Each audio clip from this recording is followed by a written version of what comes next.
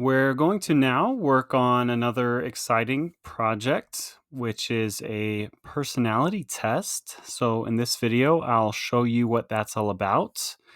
And in the next lecture video, we will work on it.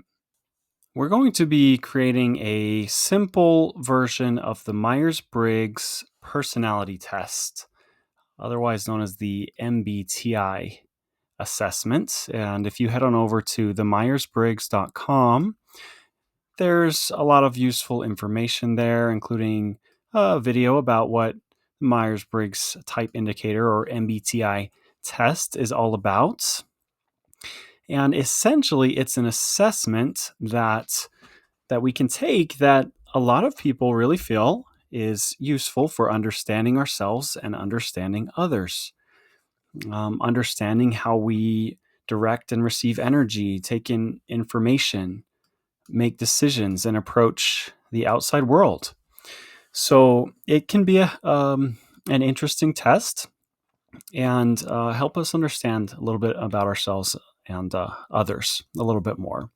So this project will create a simple version of that test, certainly not as accurate as the actual MBTI test, but it can give us an idea, and you can show this to your friends, and they can take the test as well. So as we see here, what this is all about is the test result will give you back 4 letters, one letter for each of these things here. So you're either going to get an E or an I, whether you're extroversion or introversion focused. You'll also get either an S or an N, a T or an F, a J or a P. So you'll get 4 letters once you take this test. And there are free versions of this test online that you can take. The most accurate one would certainly be from the Myers-Briggs website.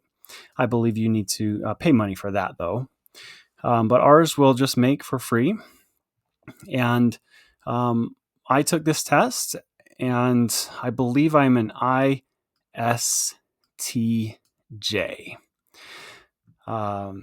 So that says I'm more focused on introversion, sensing, thinking, and judging.